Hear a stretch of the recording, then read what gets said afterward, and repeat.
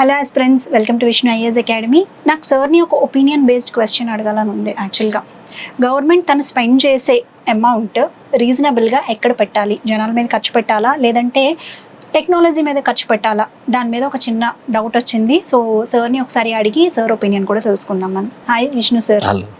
Sir actually I wanted to ask you question. ఎలాగో చెప్పాను కదా సార్, ఈ మధ్య government of India space technology మీద చాలా అత్యధికంగా ఇన్వెస్ట్ చేస్తుంది కదా. ఫర్ ఎగ్జాంపుల్ చంద్రయాన్ మిషన్ అని చెప్పేసి, ఓకే సోలార్ మిషన్స్ మీద, ఓకే శాటిలైట్స్ మీద, ఎక్కువగా వెదర్ ఫోర్కాస్టింగ్ వాటి మీద.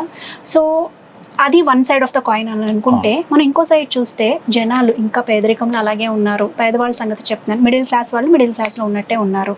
సో ఆ అన్ని లక్షల కోట్లు దాని మీద ఖర్చు పెట్టే బదులు ఆ అమౌంట్ తీసుకొచ్చి ఇక్కడ జనాలు పేదరికంలో ఎవరైతే ఉన్నారో వాళ్ళ యొక్క అప్లిఫ్ట్మెంట్ కోసం ఏదైనా ప్రభుత్వం ఖర్చు చేస్తే ఎలా ఉంటుంది అంటారు? అన్ని డబ్బులు అక్కడ పెట్టడం జస్టిఫైబుల్ అంటారా, లేదంటే అక్కడ తీసుకొచ్చి ఇక్కడ పెట్టడం కరెక్ట్ అంటారా? కొంచెం.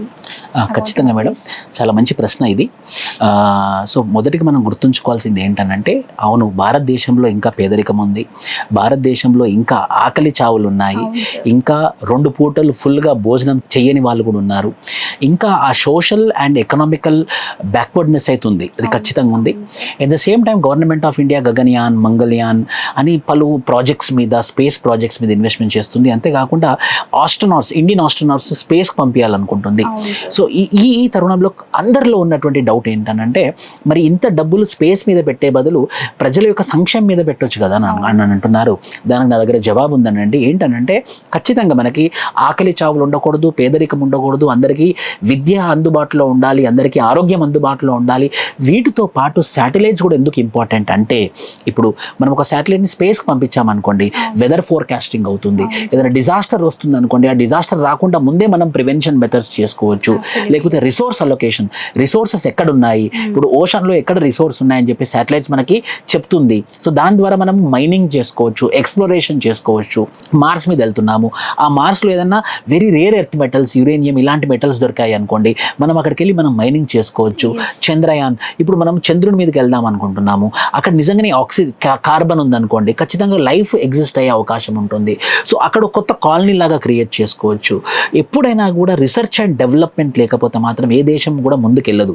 ఫర్ ఎగ్జాంపుల్ మీరు చూసుకున్నట్లయితే, Japan 5% of GDP will invest on research and development, versus America will invest 3% of their GDP in research and development, China invest 4% of their GDP in science and technology, India only 1.2%. ఇంకా మనం ఇంకా చేస్తున్నామని ఒక వర్గం అంటుంది. కానీ మనం గుర్తుంచుకోవాల్సింది ఏంటంటే, మనం స్పెండ్ చేసేది only 1.2% of the GDP for science and technology and research and development.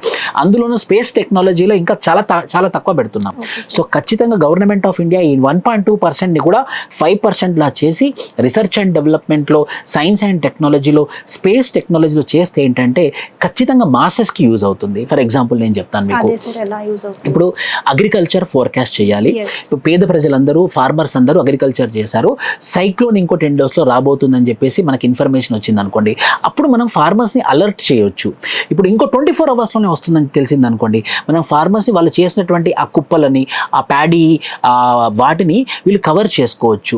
మనం ఎన్నో సందర్భాల్లో చూస్తూ ఉంటాము, వ్యవసాయం వాళ్ళు పండించినంత పంట నీళ్ళల్లో వరదలాగా వెళ్ళిపోతూ ఉంటుంది. ఇలాంటివన్నిటి మనం కంట్రోల్ చేయాలి అంటే ముందు మనకు తెలియాలి.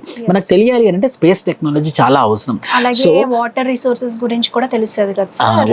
ఇక్కడ ఉండే ఆ చుట్టుప్రక్కల వెళ్ళే వాటర్ నదులు ఏమన్నా ఉంటే కనుక దాని పరిస్థితి ఒకప్పుడు ఇలా ఉంది, ఇప్పుడు ఇలా ఉంది, తగ్గిపోయింది, ముందు ఇలా ఉంటుంది.